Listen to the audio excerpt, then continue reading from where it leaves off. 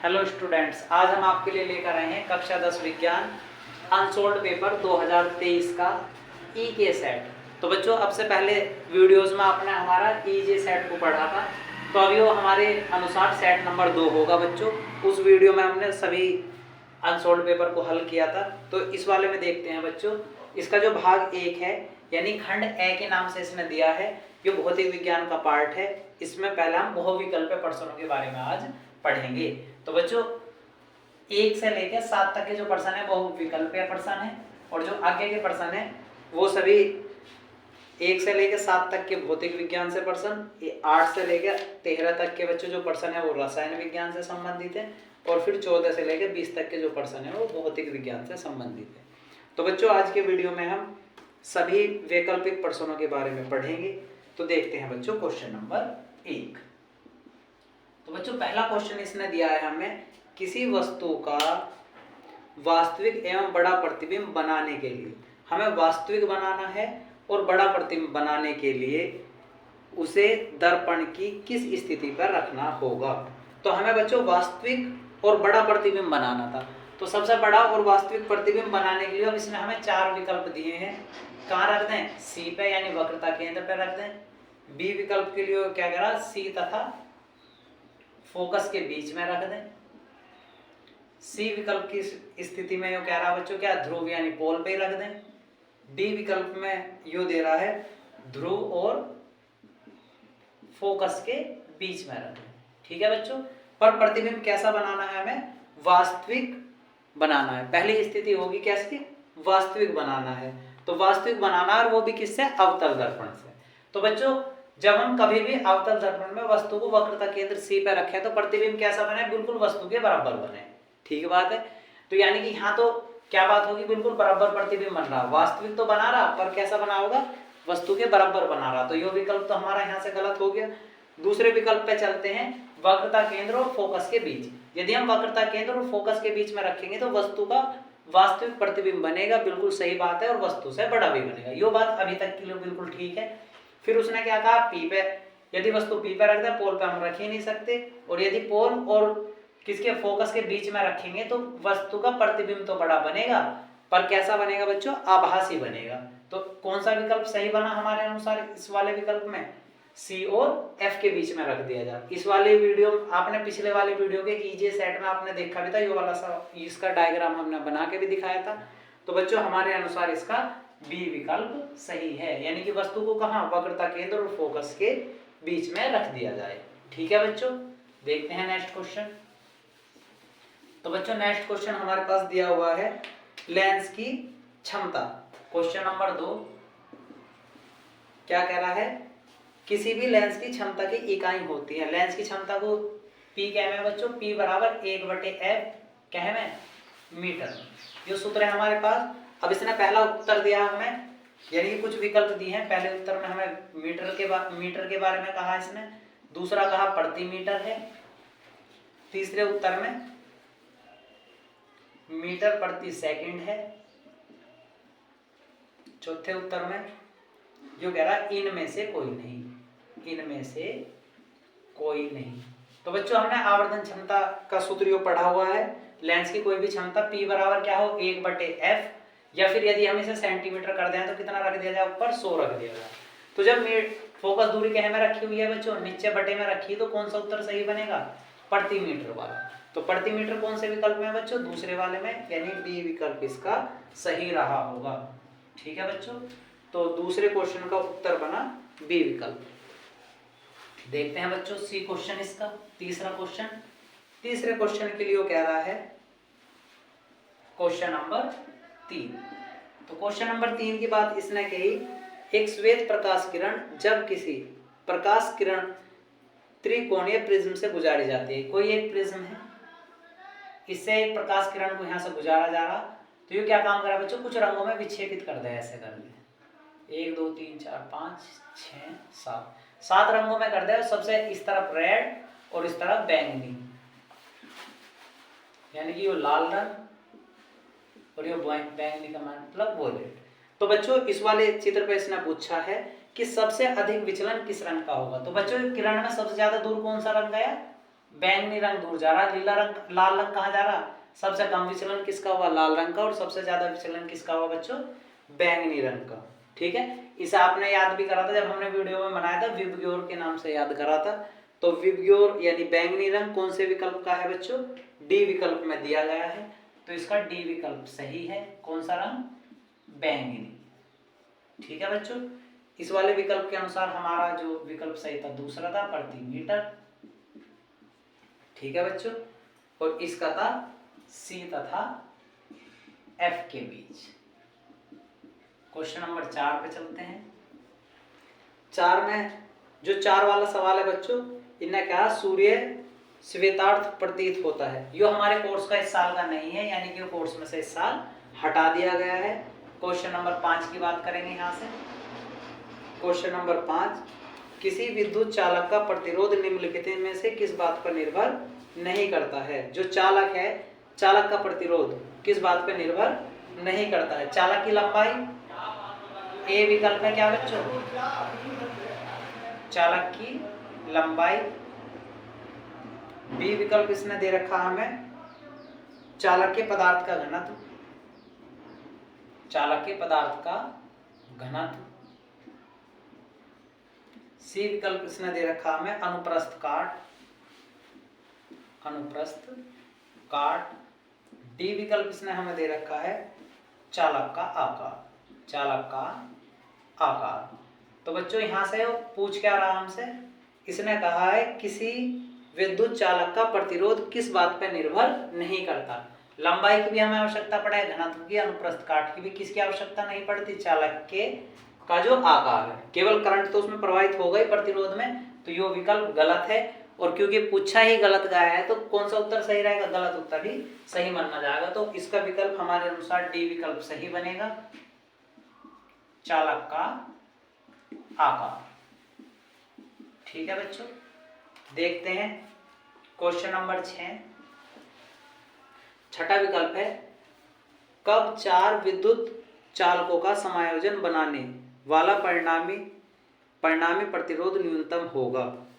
4 प्रतिरोध है बच्चों, 4 चालकों का समायोजन करना और प्रतिरोध कैसा आवाना, हमें सबसे कम आवाना। जब भी कभी हमें प्रतिरोध को सबसे कम आवाना हो तो किस क्रम में जोड़ दें, समांतर क्रम में जोड़ दें। यानी R बराबर क्या, 1/R1, R2, R3 कितने प्रतिरोध लिए उसने, 4 लिए। तो चारों किस क्रम में जोड़ दें हम, समांतर क्रम में जोड़ दिया जाए। समांतर क्रम को पार्श्व क्रम भी कहते हैं बच्चों,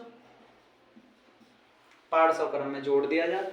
तो उत्तर कौन सा सही बन रहा हमारे अनुसार बच्चों, न्यूनतम कहा है तो इसलिए किस में जोड़ेंगे, समांतर क्रम में जोड़ेंगे। यदि अधिकतम कह रहा होता तो श्रेणी क्रम में जोड़ते। तो बच्चों पहला उत्तर इसके हमारे अनुसार इसका सही हो जाएगा। तो उत्तर नंबर 1 सभी को समांतर क्रम, समांतर क्रम का दूसरा नाम है पार्श्व क्रम में जोड़ा जाए। तो यानी कि सारी बात को हम किस में जोड़ दिया जाए बच्चों, समांतर क्रम में जोड़ दिया जाए। 7वां विकल्प और चलते हैं बच्चों, इसका भौतिक विज्ञान का लास्ट विकल्प है। इसमें एक विद्युत धारावाही चालक के कारण उत्पन्न चुंबकीय क्षेत्र की दिशा ज्ञात करने के लिए निम्नलिखित में से किस नियम की आवश्यकता है। किसी विद्युत धारावाही चालक के कारण उत्पन्न चुंबकीय क्षेत्र की दिशा ज्ञात करने के लिए किस नियम की आवश्यकता है। तो बच्चों इसके लिए हमने आपको पढ़ाया था फ्लेमिंग के बाएं हाथ का नियम। तो कौन सा नियम सही है इसका, बी विकल्प इसका सही है, फ्लेमिंग के बाएं हाथ का नियम, फ्लेमिंग के बाएं हाथ का नियम। ठीक है बच्चों, उम्मीद है बच्चों आपको भौतिक विज्ञान के जो विकल्प इसने दिए थे वो सभी 7 विकल्प समझ आए होंगे। अब देखते हैं रासायन विज्ञान वाले विकल्प इसमें क्या क्या इसने दिया था।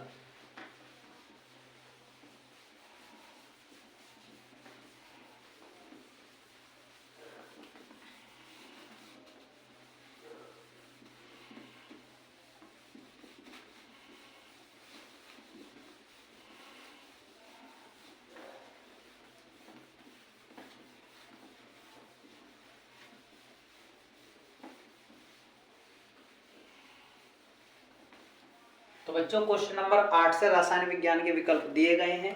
सबसे पहला विकल्प है क्वेश्चन नंबर 8 का 8।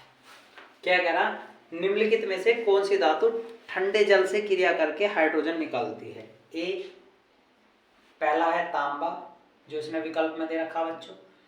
बी विकल्प में सोना। सी विकल्प के लिए उसने दे रखा पोटेशियम।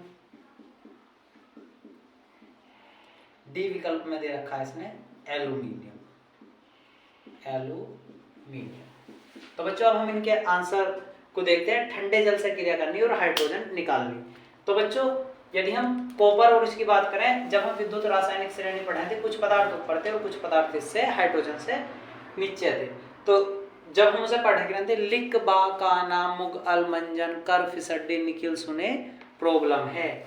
तो जब हम इस वाले में आवे, फिर हमने पढ़ा था इससे नीचे कॉपर मरकरी AgPt Au। तो यानी कि कॉपर मरकरी AgPt Au, ये दोनों तो कहाँ थे? नीचे थे। तो हाइड्रोजन विस्थापित नहीं करेंगे। अब इन दोनों में से कौन हाइड्रोजन को विस्थापित करेगा? तो बच्चों इस वाली बात को देखने के लिए जब हम पढ़े टिन, सबसे पहले शुरुआती से पढ़े ली के बा का ना मुग अल। तो बच्चों ली के का मतलब क्या? पोटेशियम। और फिर बा का ना मुग अल वाले में कौन था? एल्यूमिनियम था। तो पोटेशियम कहाँ दिया हुआ है? ऊपर है। किससे? एल्यूमिनियम से। जितना ऊपर रहा होगा उतनी जल्दी हाइड्रोजन विस्थापित करेगा। तो हमारे अनुसार इसका सी विकल्प सही रहा होगा। क्वेश्चन नंबर 8 का सी विकल्प सही है। और सी विकल्प के नाम से क्या दिया हुआ बच्चों इसने? पोटेशियम। ठीक है बच्चों, चलते हैं क्वेश्चन नंबर 9 की ओर। तो क्वेश्चन नंबर 9 कहता है एल्कीन है। तो एल्कीन पढ़ने के लिए बच्चों हमने पढ़ा था एल्कीन किसे कहते थे? जो CnH2n सूत्र का पालन कर रहा है उसे हम एल्कीन कह करते हैं। CnH2n सूत्र का पालन कर रहा है उसे एल्कीन कहा जाएगा। या इसकी एक पहचान होती है जब कार्बन कार्बन डबल बॉन्ड से जुड़े रहे हैं। तो हम दोनों बात से ध्यान रखेंगे जब हम इनमें विकल्प देख पा रहे हैं। तो बच्चों आप भी देखें इसका विकल्प C ट्रिपल बॉन्ड के साथ जुड़ रहा है ए विकल्प में। बी विकल्प में डबल बॉन्ड के साथ कार्बन जुड़ रहा है H2 के साथ। सी विकल्प में इसने दे रखा CH3 CH3। तो डी विकल्प की बात हम करेंगे तो CH3 C triple bond CH। तो बच्चों जब हम यहाँ पे देख पा रहे हैं क्या आना चाहिए? कार्बन कार्बन के बीच डबल बॉन्ड। डबल बॉन्ड किसमें आया बच्चों? इसमें आया। तो यानी कि डबल बॉन्ड इसमें आने के कारण ये एल्कीन रहा होगा। तो क्या हमारे सूत्र का भी पालन कर रहा? देखिए बच्चों सूत्र के लिए भी यदि हम C के N के स्थान पे कितना लिख दें? कितने कार्बन बच्चों? 2। तो यहाँ 2 हो जाएगा और 2 दूनी 4। तो हाइड्रोजन 2 दूनी 4। तो कौन सा विकल्प सही है बच्चों? बी विकल्प सही है। तो इसका बी विकल्प ठीक हो जाएगा और क्या बन जाएगा? C double bond CH2CH2। Question number 10 की बात करेंगे बच्चों। यहाँ से एक विलियन लाल लिटमस पेपर कैसे को बच्चों? लाल को कैसा कर रहा? नीला कर दे। जब लिटमस पेपर लाल को कैसा कर दे? नीला कर दे, तो उसका पीएच मान संभव है। लाल लिटमस पेपर को नीला कौन करे बच्चों? क्षार। तो जो क्षारीय पदार्थ है वो इसका उत्तर रहा होगा। अब इसने विकल्प दिए हमें कितने बच्चों? ए विकल्प में 1, बी विकल्प में 3, सी विकल्प में 6, डी विकल्प में 8। तो क्षार का पीएच मान कितना होगा बच्चों? 7 से अधिक हो गए। तो सारों में 7 से ज्यादा कोई इसमें है? 8 विकल्प में है। तो कौन सा रहा होगा लाल लिटमस पेपर को नीला करने वाला? क्षार। यानी कि डी विकल्प हमारे अनुसार इसका सही है। तो डी 8। क्वेश्चन नंबर 11 की बात करेंगे बच्चों। तो क्या पूछ रहा है? क्लोरीन के अणु में आबंध पाया जाता है। क्लोरीन के अणु में आबंध पाया जाता है। तो क्लोरीन के अणु में आबंध पाया जाता है, यानी क्लोरीन को हम देखें, क्लोरीन कौन हो बच्चों? Cl2 होता है। जब ये आपस में जुड़े रहे दोनों क्लोरीन सिंगल बॉन्ड के साथ इस प्रकार जुड़े रहते हैं। तो इसमें हमारे पास इसने बॉन्डिंग के लिए कुछ विकल्प दिए हैं। पहला आयनिक आबंध, बी एक संयोजी आबंध,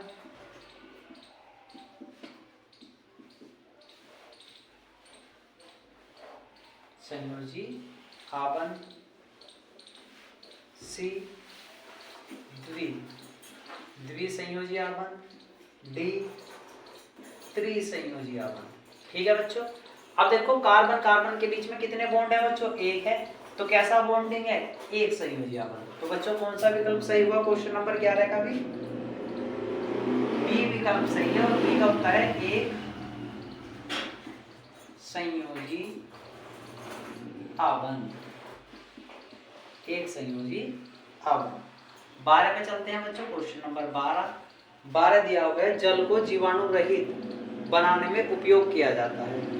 जीवाणु रहित पानी है, पानी में जो कीड़े हैं उन सभी को खत्म करने के लिए उपयोग किया जाता है बच्चों। डी विरंजक चूर्ण का, विरंजक चूर्ण। आप इसे याद कर लेंगे, सूत्र भी है बच्चों इसका CaOCl2। तो जल को जीवाणु रहित करने के लिए विरंजक चूर्ण का प्रयोग किया जाता है। क्वेश्चन नंबर 13 की बात करेंगे बच्चों। 13 क्वेश्चन दिया गया है, जिन अभिक्रियाओं में आयनों के विनिमय से नए यौगिक बनते हैं उन्हें कहा जाता है। यानी कि जब क्रिया करके नए यौगिक बनाए जावे आयनों के लेन देन से, तो ऐसे यौगिकों को हम उभय अपघटन कहें। यानी कि बी विकल्प इसका सही रहा होगा हमारे अनुसार। तो उत्तर बना उभय अपघटन। तो बच्चों ये रासायनिक विज्ञान के विकल्प थे जो आपने काफी अच्छे से समझे। अब देखते हैं भौतिक विज्ञान के विकल्प। तो बच्चों देखते हैं बायो के पर्सन। तो बायोलॉजी में बच्चों क्वेश्चन नंबर 14 से हमें दिया हुआ है, पादप में जाइलम का कार्य होता है। क्वेश्चन नंबर 14, पादप में जाइलम का कार्य होता है। जल का वहन, भोजन का वहन, एमिनो अम्ल का वहन, ऑक्सीजन का वहन। तो बच्चों ए विकल्प इसका सही है। क्या है? जल का वहन। यानी कि पादपों में, जो हमारे पादप हैं यानी पेड़ पौधे हैं, उनमें जाइलम का कार्य होगा किसमें? जल के वहन से। 15 क्वेश्चन नंबर 15 का है बच्चों, अनुवांशिकता के प्रयोग के लिए मेंडल ने निम्नलिखित में से किस पौधे का प्रयोग किया? तो किस पौधे का प्रयोग करा था बच्चों? मटर के पौधे का प्रयोग करा था, और 7 बार प्रयोग करा। तो सी विकल्प इसका सही है, मटर का। और एक अनसोल्ड पेपर के एक पेपर में बच्चों मटर में भी पूछा गया था कि मीठी मटर या उद्यान मटर। तो आपको ध्यान रखना है मटर का प्रयोग करेगा गया था, पर उद्यान मटर। ठीक है बच्चों। प्रश्न 16 को देखते हैं। इसके 16वां सवाल है, निम्नलिखित में से मानव के मादा जनन तंत्र का भाग नहीं है। मादा जनन तंत्र का बच्चों अंडाशय, गर्भाशय, शुक्रवाहिका या विडम्ब वाहिनी। तो बच्चों जो शुक्राणु है, शुक्राणु पुरुषों में पाए जावे तो मादा जनन का भाग नहीं है। इसलिए कौन सा विकल्प सही हो जाएगा बच्चों? सी विकल्प सही रहेगा, क्योंकि उसने पूछा क्या है? हमसे गलत पूछा है। तो शुक्रवाहिका, या फिर इसे हम क्या कह सकते हैं बच्चों? शुक्राणु। ठीक है। देखते हैं क्वेश्चन नंबर 17। क्वेश्चन नंबर 17 जो दिया गया है बच्चों, यो दिया गया है स्वपोषी पोषण के लिए आवश्यक है। स्वपोषी पोषण का मतलब क्या है? जब पौधे खुद ही अपना भोजन, यानी कि स्वपोषी का मतलब जब कोई भी अपना भोजन स्वयं बना ले, तो उसके लिए हमें क्या क्या चाहिए? कार्बन डाइऑक्साइड व जल, क्लोरोफिल, सूर्य का प्रकाश, और एक डी विकल्प दिया है उपयुक्त सभी। यानी कि हमें सारी चीजों की आवश्यकता पड़ेगी यदि हमें स्वपोषी बनना है। तो इसके अनुसार हमारा डी विकल्प सही हो जाएगा। इसमें क्या है? उपरोक्त सभी। ठीक है बच्चों। जो क्वेश्चन नंबर 18 है वो आउट ऑफ सिलेबस दिया हुआ है, कोर्स में नहीं है। देखते हैं बच्चों क्वेश्चन नंबर 19 को कहा जा रहा है अलैंगिक जनन मूलकन द्वारा होता है। अलैंगिक जनन मूलकन होता है, किसके द्वारा होता है बच्चों? दिया गया है अमीबा, यीस्ट, प्लाज्मोडोमा या लेशमिया। तो बच्चों इसका बी विकल्प सही है, यीस्ट द्वारा। यीस्ट में अलैंगिक जनन अनुकूलन हो गए, क्योंकि ये बहुत ज़्यादा मात्रा में बढ़ता चला जा रहा है। 20वां क्वेश्चन है बच्चों, इसका विकल्प संख्या 20 दिया गया है, प्राकृतिक वर्णवाद का प्रतिपादन किसने किया। तो प्राकृतिक वर्णवाद का प्रतिपादन बच्चों बी उत्तर इसका सही है, डार्विन ने किया है, डार्विन ने किया।